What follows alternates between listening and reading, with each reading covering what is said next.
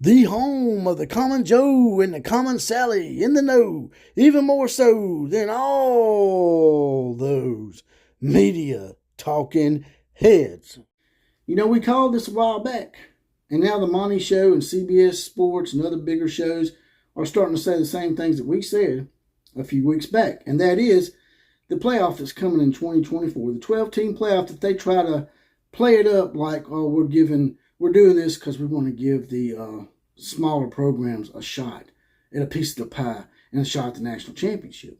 And I told y'all that was all a bunch of crap, because it seems like now they're saying that the Power Four that we have now is pushing to maybe do away with the automatic qualifiers and cut out the G-5 altogether in 2024.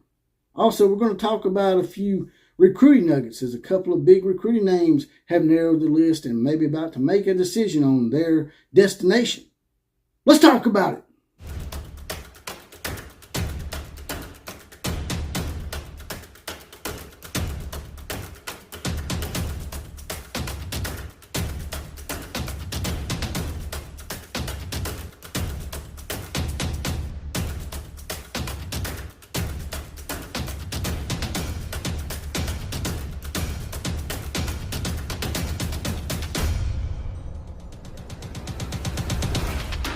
We're back.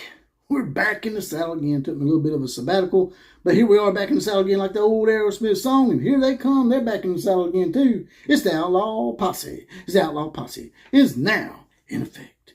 And today's Four Horsemen shout-outs go to Sheldon Lamy, Tim Gillespie, Heath Stokes, and Kuz's Corner. By the way, that's a great podcast. Check Kuz's Corner out.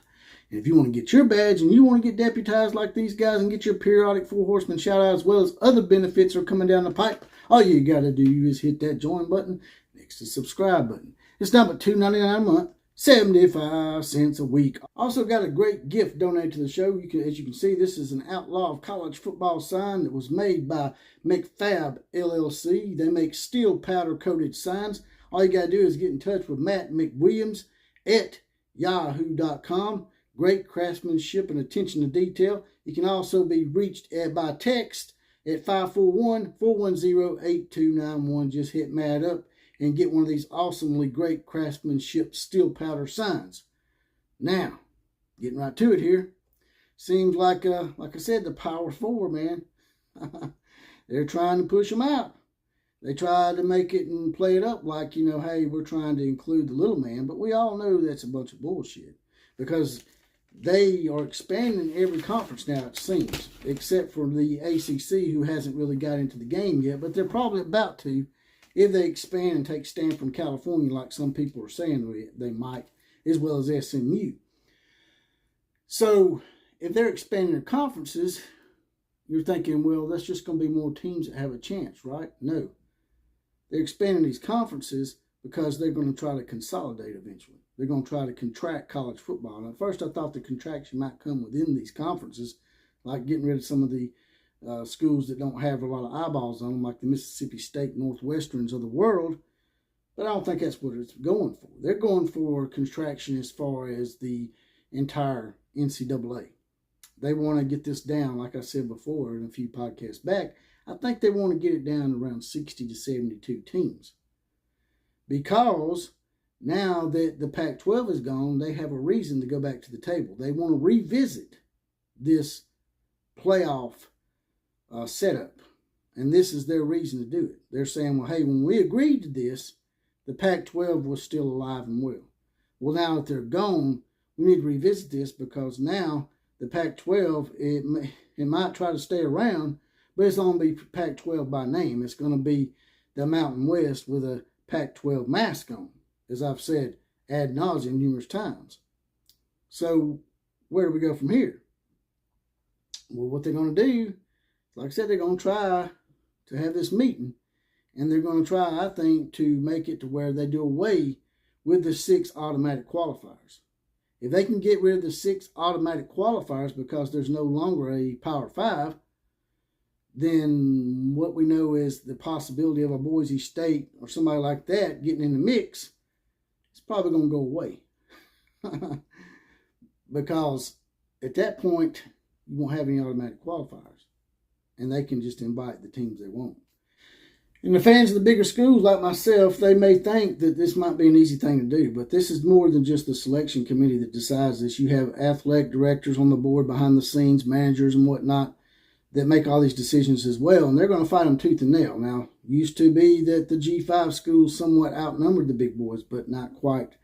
It's not quite like that anymore, especially with the bigger conferences now and expansions that continue to come. So, if they eliminate them 6 automatic qualifiers, that's going to make it to where they can basically invite whoever they want to at that point. But these other athletic directors that have been at that point, you know, like the UCFs of the world, maybe they'll have a little nostalgia about themselves and feel sorry for some of the G5 schools. Kind of sort of doubt that'll happen, but they know how it feels to be there. And they're going to fight it tooth and nail, as they should.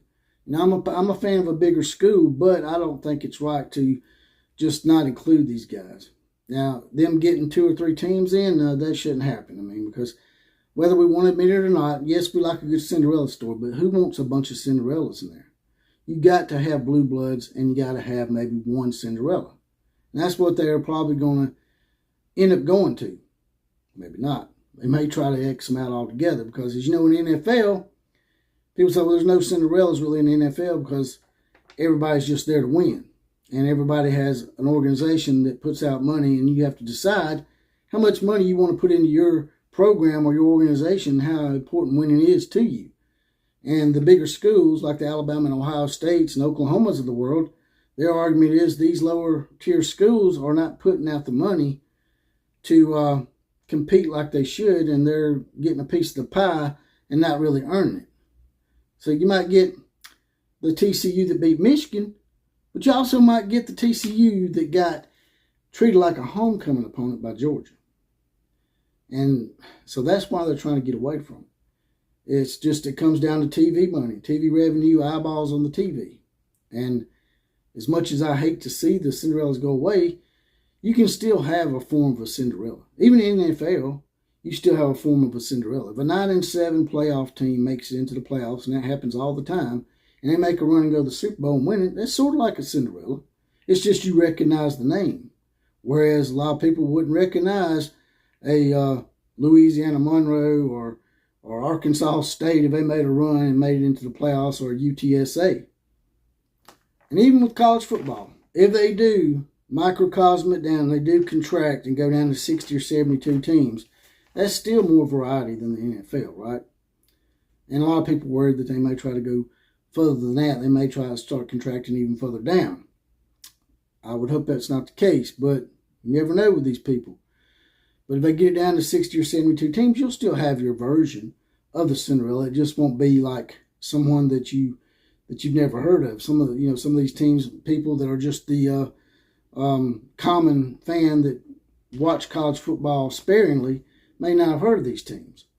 But, like, for example, Georgia Tech or Vanderbilt, Wake Forest, Purdue, UCF, even TCU, who recently made a little Cinderella run, those would be considered Cinderellas, as TCU was. So everybody that's up in arms about getting rid of the Appalachian States and the Boise States and those kind of teams, I think we just need to be more realistic about it.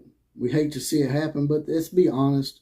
In most years, Bowling Green is not, even if they got in, they're going to get housed, just like TCU did in the national championship game, just like Alabama basically owned Cincinnati when Cincinnati was a G5 school. It's going to all wash out. And what's going to happen, I think, eventually, is they're going to reform something like a version of the 1AA. And those teams that are pushed out or left out in the G5, they can form their own league and have their own championship. Or they might get pushed down to the FCS or FBS or FBI or CIA level or whatever it is they call it. Now, I want to touch on a couple of recruits before I get out of here. Got my notes right here. 2 recruits. Danny Okoye, a 4-star edge rusher from Tulsa, Oklahoma, has narrowed his choices down to Texas, Tennessee, Alabama, Oklahoma, Colorado, and LSU. Also, David Stone has narrowed his choices down to Oklahoma, Michigan State, Miami, and Florida. Both of these guys are huge recruits, defensive lineman type guys that you really need in the trenches to make, could be a program changer for you.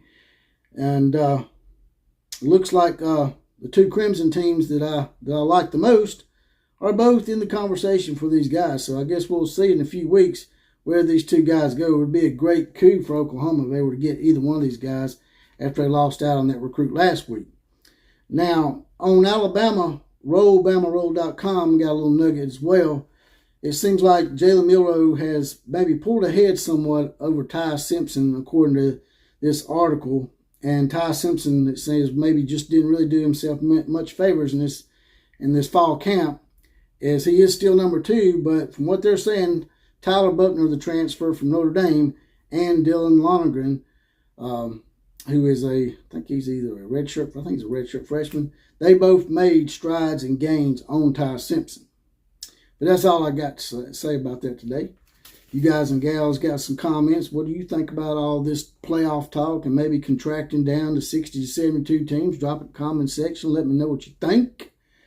Also, there's a little heart down here with a $sign in. If you want a one-time donation to the program, hit that. Throw a few dollars in the coffers. And also, as I said before, you have the Outlaw Posse that you can join and support the program as well. You can get your badge, get deputized, get your random Full Horseman shout-out, as well as other benefits that are to come. That's not but $2.99 a month, 75 cents a week. And I'm out of here. KMCA to all the other teams. Class is now officially dismissed.